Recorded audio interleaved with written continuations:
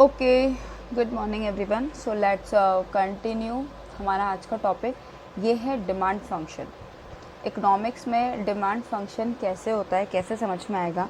तो demand function denote करता है the relationship between quantity demanded of particular product and those factor which influence it.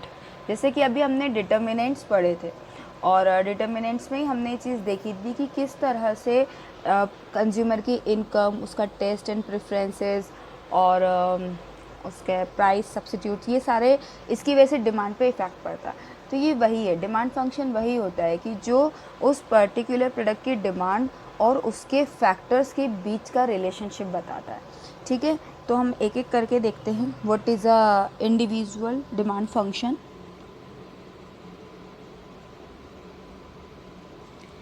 Individual demand function क्या होता है?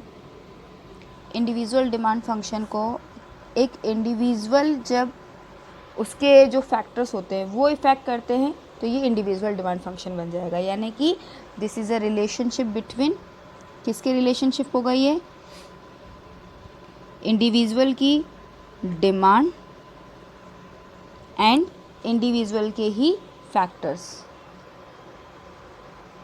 कैसे बनेगा, इसको एक्सप्रेस कैसे करेंगे? इट कैन बी एक्सप्रेस्ड कैसे होगा? D X demand for X commodity function, यानी कि उनका रिलेशन क्या निकलेगा?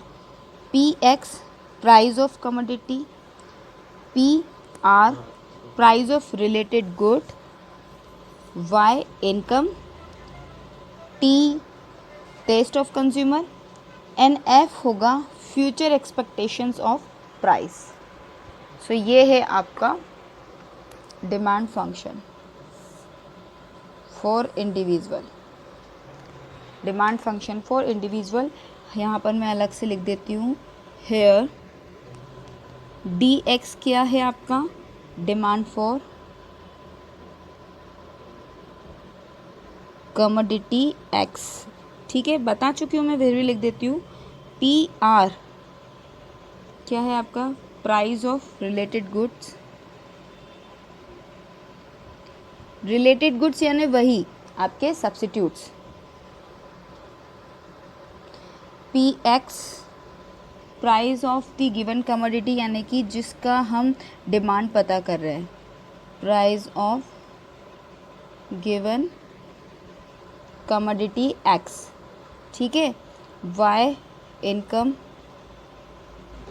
Of consumer, taste of consumer and future expectation. मैं इसको सिर्फ फ्यूचर एक्सपेक्टेशन ही लिख रही हूँ, प्राइस की फ्यूचर एक्सपेक्टेशन,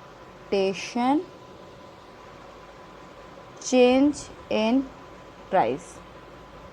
ये वो सारे फैक्टर हैं जिनकी वजह से किसी इंडिविजुअल की एक्स प्रोडक्ट के लिए डिमांड को क्या फ़र्क पड़ेगा। ठीक है, तो ये था हमारा इंडिविजुअल डिमांड फंक्शन। क्योंकि दोनों में कुछ खास चेंज नहीं है, तो जो हमारा मार्केट डिमांड फंक्शन होगा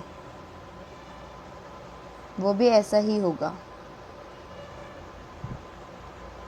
कैसा होगा भाई, देखते हैं। इसको भी हम कैसे एक्सप्रेस करेंगे? सिंपल लिख दूं डायरेक्टली। एक्सप्रेस्ड कैसे होगा इसका? डी एक्स, बाकी फैक्टर वही रहेंगे। एफ पी एक्स मालूम है क्या है? प्राइस ऑफ कमोडिटी, ये लिखा है प्राइस ऑफ गिवन कमोडिटी। सुनते जाओ और ध्यान रखोगे तो लेक्चर ऐसा लगेगा जैसे क्लास में बैठ कर ही ले रहे हो। ठीक है, बी अटेंटिव। फिर P R price of related good. ठीक है, वाई टी एफ जानते ही हैं, यहाँ चीज़ें जुड़ जाएगी। सबसे पहले जुड़ जाएगा इसमें पी ओ। पी ओ क्या है बताती हूँ, एस एंड डी। ये यहाँ तक के जो फैक्टर्स है ना वो तो ये लिखे हुए हैं, I am not writing it again. What I am writing is PO. PO क्या है आपका? Size and composition of population. Size and composition. अब आप ये सोच रहे होंगे कि मैडम ये पॉपुलेशन से डिमांड पे क्या फ़र्क पड़ेगा, डिमांड के फंक्शन पे क्या डिपेंड पड़ेगा. मैंने अभी आपको समझाया है डिटर्मिनेंट्स. मैंने आपको बताया है कि जो पॉपुलेशन होती है अगर ज़्यादा है तो जाहिर सी बात है उसके प्रोडक्ट की डिमांड भी ज़्यादा बढ़ जाएगी, ज़्यादा लोग उसे यूज़ करेंगे. ठीक है. कम पॉपुलेशन है तो उसका पॉपुलेशन का डिमांड जो है प्रोडक्ट का कम हो जाएगा. अब एस क्या है? एस है सीज़न एंड वेदर.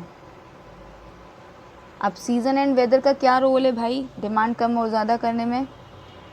अब आप विंटर सीज़न में अम्ब्रेला तो सेल नहीं कर सकते. कर सकते हो क्या? हाँ शायद आप कर सकते हो. You are very smart. But normally economics में या मार्केट में ऐसा हो नहीं सकता, क्योंकि यही हम स्टडी करते हैं, है ना. जब आप प्रोडक्ट बना रहे होते हैं, आप प्लानिंग कर रहे होते हैं कि कौन सा प्रोडक्ट बनाएं, किसकी सेल ज़्यादा होगी, किस में ज़्यादा प्रॉफिट होगा, तो हम लोग यही तो पढ़ते हैं, यही तो हम देखते हैं. ये डिमांड फंक्शन ही तो हम पढ़ेंगे कि क्या है, इनकम कितनी है. नॉर्मली अगर मैं बात करती हूँ दिल्ली जैसी सिटी की, तो दिल्ली तो काफ़ी अच्छी है, रिच है, तो वहाँ के लोगों की इनकम बहुत अच्छी होगी, वहाँ के लोगों का टेस्ट एंड प्रेफरेंस कैसा है, ऐसा देख कर ही तो फिर मैं प्रोडक्ट को डिज़ाइन करने वाली हूँ. तो मैं वहाँ पे सीज़न और वेदर भी तो देखूँगी ना, किस तरह का सीज़न रहता है. आ जाते हैं नेक्स्ट, डिस्ट्रीब्यूशन ऑफ इनकम. ये भी हमने डिटर्मिनेंट में पढ़ा था. डिस्ट्रीब्यूशन ऑफ इनकम, किसको किस तरह से सैलरी मिल रही है, यानी नेशनल इनकम इज इक्वल. ठीक है. Distribution of national income is equal. The demand of almost all the commodities will be in the same proportion. If the percentage of poor people is higher, the demand for necessary will be more. If the percentage of rich people is higher, the demand for luxuries will be more. बात India की करूँ तो we are a developing country still. Yes, we are still a developing country and इसीलिए हम mix हैं. हम rich भी हैं, हम पुअर भी हैं, हम मिडिल क्लास भी हैं, और हमारे पास हर तरह के प्रोडक्ट्स की ज़रूरत पड़ सकती है. हमें 3 तरह के प्रोडक्ट्स बेसिकली कई बार हमने देखे होंगे. एक होते हैं नेसेसरी, एक होते हैं कंफर्ट और लग्जरी.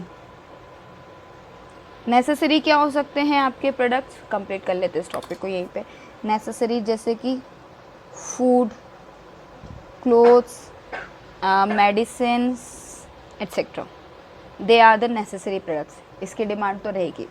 कंफर्ट गुड क्या हो सकते हैं? आपके कूलर, ठीक है, फ्रिज एट्सेट्रा. और लग्जरी प्रोडक्ट क्या हो सकते हैं? AC, car etcetera. तो ये डिस्ट्रीब्यूशन ऑफ इनकम के बेस पे भी देखना पड़ेगा कि मैं किस एरिया में अपने प्रोडक्ट का सेल करने वाली हूँ, मार्केटिंग करने वाली हूँ. तो ये था हमारा डिमांड फंक्शन. और डिमांड फंक्शन क्या होता है? ये है रिलेशन. याद रखिएगा, डेफिनेशन बहुत ईजी है. Relationship between quantity demanded and it's factor which influence it. ख़त्म. बहुत सिंपल है. चलो इसको यहाँ एंड करते हैं. मिलते हैं फिर नेक्स्ट वीडियो में नेक्स्ट न्यू टॉपिक के साथ. बाय.